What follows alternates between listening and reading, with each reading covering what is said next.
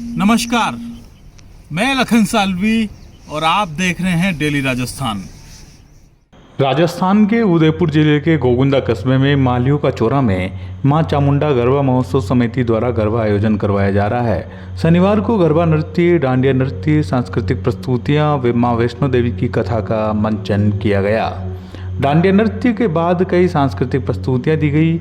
मालियों को चौरा में कई श्रद्धालु मौजूद रहे। वहीं मंच पर उप प्रधान लक्ष्मण सिंह जाला, सरपंच कालूलाल गमेती, पूर्व उप प्रधान पप्पू राणा भील, भाजपा ओबीसी मोर्चा के मंडल अध्यक्ष सुरेश सोनी, हरीश चौधरी और डॉक्टर अजय मोची सहित कई लोग मौजूद थे। मां वैष्णो देवी की कथा के मंचन में पंडित श्रीधर की माता वैष्णो देवी की असीम भक्ति का दृश्यांकन किया गया। मां वैष्णो देवी और भक्त श्रीधर की कथा हिंदू धर्म में बहुत प्रसिद्ध है और यह माता वैष्णो देवी के चमत्कारों और भक्ति की महिमा को दर्शाती है। ये कथा जम्मू कश्मीर में स्थित वैष्णो देवी मंदिर का महत्व बताती है। जम्मू के कटरा के पास हांसली गांव में श्रीधर नाम का एक गरीब ब्राह्मण रहता था। वो मां वैष्णो देवी का परम भक्त था। वो जीवन भर माता की भक्ति में लीन रहा था। वह सच्चे मन से माता की पूजा करता था और कृपा पाने की कामना करता था। पौराणिक कथा के अनुसार माता वैष्णो देवी त्रेता युग में वैष्णवी के रूप में अवतरित हुई थी। वह माता सरस्वती, लक्ष्मी और काली का संयुक्त रूप थी। वह भक्तों की रक्षा करने व दुष्टों का संहार करने के लिए पृथ्वी पर आई थी। माता ने त्रिकुट पर्वत पर साधना की और भक्तों को दर्शन देने का संकल्प लिया। एक बार श्रीधर व उसकी पत्नी ने संतान प्राप्ति के लिए नवरात्रा के व्रत किए थे। वो 9 कन्याओं को भोजन करवाना चाहता था, लेकिन भैरवनाथ नाम के तांत्रिक के डर से कोई भी अपनी कन्या को भोजन के लिए उसके घर पर नहीं भेज रहा था। तब माता वैष्णो देवी स्वयं अपनी 9 बहनों के साथ कन्या के रूप में श्रीधर के घर भोजन के लिए आती है। एक बार श्रीधर ने एक विशाल भंडारे का आयोजन करने का निर्णय किया। उसके पास धन संपत्ति नहीं थी, लेकिन माता के प्रति उनकी श्रद्धा बहुत गहरी थी, इसलिए उसने यह संकल्प ले लिया। माता वैष्णवी श्रीधर की भक्ति से प्रसन्न हुई और एक कन्या का रूप धारण करके उसके भंडारे में शामिल हुई।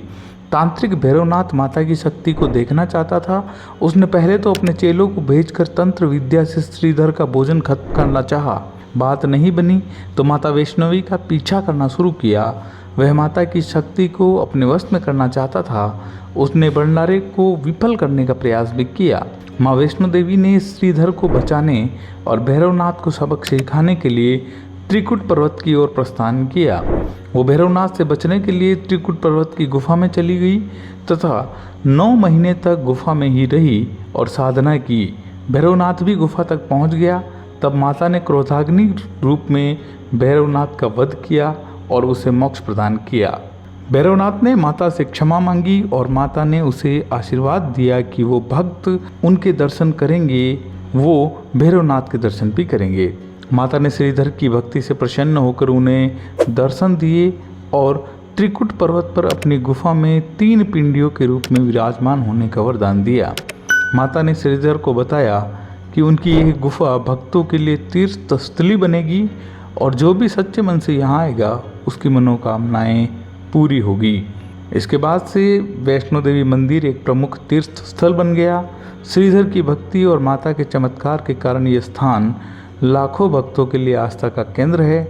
आज भी भक्त कटरा से त्रिकुट पर्वत तक की कठिन यात्रा करते हैं और माता के दर्शन के बाद भैरवनाथ के मंदिर में भी जाते हैं।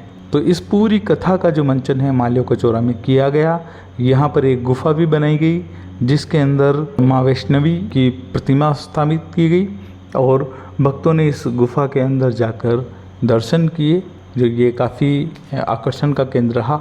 यहाँ पर नवरात्रा समापन तक गरबा आयोजित किया जा रहा है।